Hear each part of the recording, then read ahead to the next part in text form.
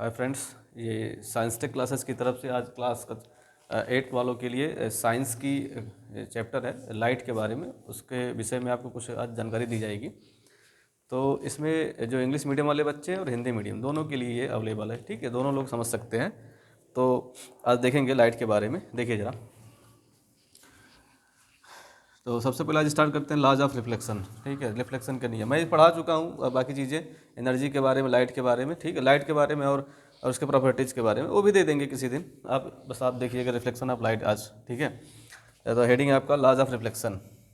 ठीक, laws of reflection, laws of reflection. ठीक, आप इसको हिंदी में कहेंगे प्रावर्तन के नियम, प्रावर्तन के नियम, परावर्तन के नियम। ठीक है, परावर्तन के नियम। क्या नियम है परावर्तन के? परावर्तन का नियम क्या होता है? देखिए, परावर्तन का नियम सबसे पहले आप एक फिगर बनाएंगे। फिगर में क्या रहेगा? एक प्लेन, एक मिरर रहेगा। मिरर को यहाँ पर पीछे से पेंटिंग कर दिया जाता है। पेंटिंग इसलिए करते हैं ताकि जो लाइट पड़े उसका रिफ्लेक्शन हो सके, नहीं तो आर पार चला जाएगा, इमेज बनेगा नहीं। ठीक, तो ये हमने पेंट कर दिया। इसको मैंने यहाँ पर एक नॉर्मल डाला, इसको दो भागों में डिवाइड किया। ठीक, नॉर्मल डाला, नॉर्मल। और नॉर्मल को हिंदी में कहते हैं अभिलंब। क्या कहते हैं इसको? अभिलंब कहते हैं, इसको अभिलंब कहते हैं। ठीक है, और यहाँ कोई मैंने टॉर्च ले लिया, कोई टॉर्च ले लिया यहाँ पर। ठीक, कोई टॉर्च ले लिया और यहाँ से कई सारे इसके रोशनी, टॉर्च से लाइट निकल रही है। एक लाइट यहाँ से चला सीधा यहाँ पर इंसिडेंट हुआ। ठीक, और यहाँ से जब पढ़ने के बाद ये फिर उसी डायरेक्शन में चला गया। तो परावर्तन की जो परावर्तन किसे कहते हैं, रिफ्लेक्शन किसे कहते हैं? कोई भी लाइट मिरर पे पड़े और वहाँ से उसी डायरेक्शन में फिर वापस चला जाए, ये परावर्तन हो गया। तो इसके रूल्स के बारे में हमें पढ़ना है। ठीक, तो सबसे पहले ये जान लेते हैं कि जो लाइट आता है उस लाइट को कहते क्या हैं? उस लाइट को कहते हैं इंसिडेंट रेस। क्या कहते हैं उसको? इंसिडेंट रेस कहते हैं। इंसिडेंट रे, हिंदी में क्या कहते हैं इसको? आपतित किरण कहते हैं। ठीक है, आपतित किरण। और ये जो है रिफ्लेक्ट हो करके उसी दिशा में वापस चला जाता है, इसको कहते हैं रिफ्लेक्टेड रेस। रिफ्लेक्टेड रेस कहते हैं।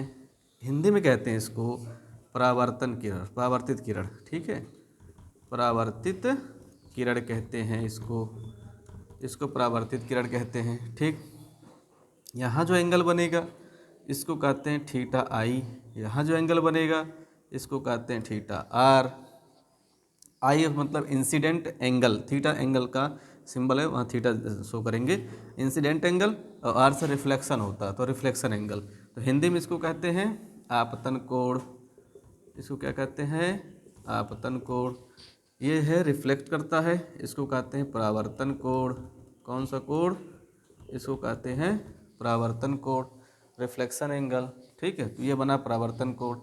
तो इसका फर्स्ट रूल ये कहता है, पहला नियम ये कहता है, क्या कहता है पहला नियम? According to the first law, the incident rays, incident rays, reflected rays, reflected rays, and normal, and normal, all lie, all lie मतलब एक ही तरह इसका डिनोट हो जाना, एक ही तरह शो कर जाना। All lie in the same plane, all lie in the same plane.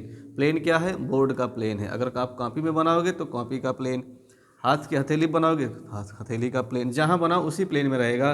कोई भी उसमें से कोई हवा में नहीं आएगा या किसी और दूसरे तल में नहीं जाएगा, तो इसलिए सेम प्लेन कहा गया है।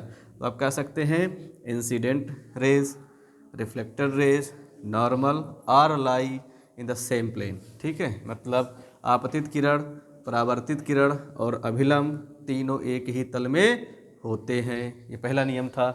दूसरा रूल्स इसका क्या है? दूसरा नियम कहता है according to the second law, क्या कहता है? The angle of reflection, angle of reflection is always equal to the angle of incident.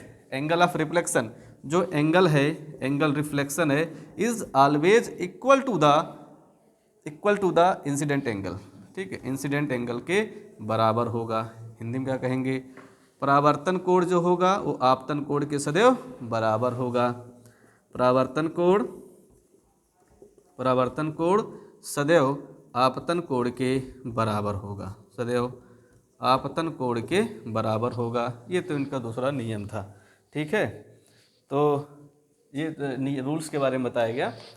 अब जो है आगे नेक्स्ट टॉपिक में आपको बताया जाएगा, ठीक है।